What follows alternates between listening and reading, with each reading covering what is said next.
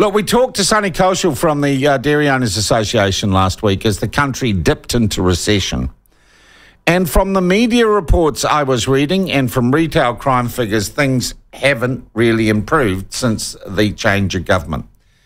As I said, economic figures aren't looking good. And what do we do when times are tough? We we close up our wallets and we put away our credit cards. So how are things in the, already challenged retail sector that have, of course, had a rotten time during COVID? To find out how they're doing, we're joined by Retail New Zealand Chief Executive, I think, Carolyn Young. Carolyn, how are you?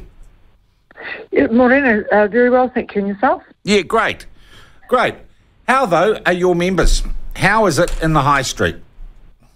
It's super tough. You know, it is fair to say that it's really difficult out there. I mean, we know that consumers are struggling with, paying their rent and paying their mortgage and finding money for all the essentials, which, for retailers, that means it's a really difficult time because there's a lot of retail that's about non-discretionary spending. So, very tough environment at the moment. And I guess a lot of it driven on confidence, and when the headlines are saying we're in recession, times are tough, that just stops there being so much buoyancy or someone reach into their pocket and say, I might grab that looks nice.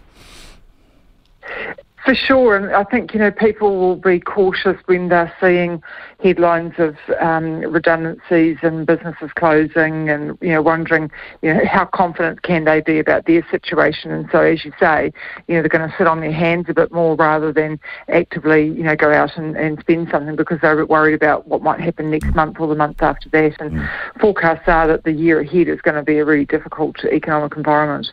Carolyn, I know pre-election crime and the issue of retail crime was huge, and you gave us, what was it, that $2.3 billion a year figure that just floored so many people around the country. Has that improved? Are there any signs that, while maybe, the economy and inflation robs you, the people who are actually robbing you are doing it less so? No, there's no indications that we're seeing a downturn at this stage. It's still a really difficult environment in terms of crime. There's a lot of things happening out there, and as with any of these things, you're always trying to get a step ahead of those that aren't doing the right thing. So there's a lot more work that needs to be done, and early days yet, but we need to see some changes in the whole system. Carolyn, which are the two more of those two problems, economic conditions, recession and crime, which are the most pressing to you and which are the most easily solved? Which of the two?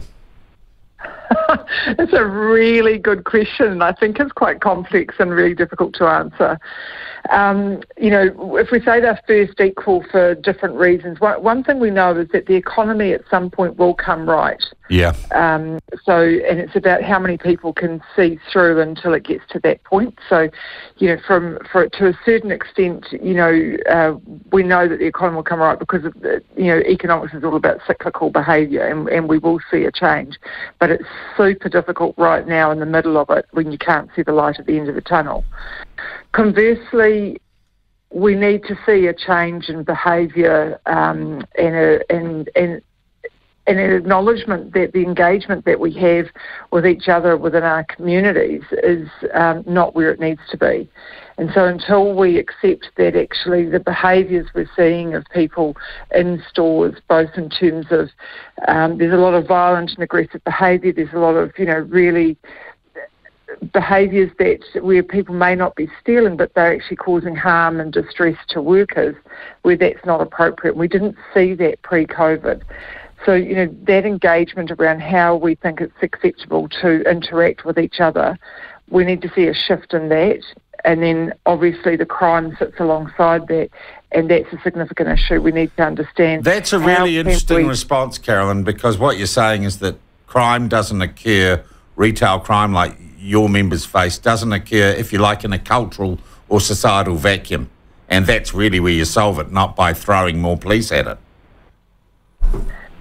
Yes, that's absolutely right. We do want more police because more police will help, but it's actually there's wider issues at stake here where we need to think about how do we want to engage with each other, and if we, making sure that people, and it starts right from early days, if people aren't in a house where they've got, where it's a warm, dry house where they've got, shoes and clothes and 3 meals a day, then, they're not having an opportunity to have good education, because we know that, nutrition is going to support your education, and if people aren't getting good role models around them, they don't know what good decision looks like. So there's one piece in terms of, crime and the opportunity to think about life being better, but then there's also that social fabric around how we want to engage with each other, and that's happening throughout society. That's not in any one specific space. So there's a lot of work for us to do as a country to think about how we want to change.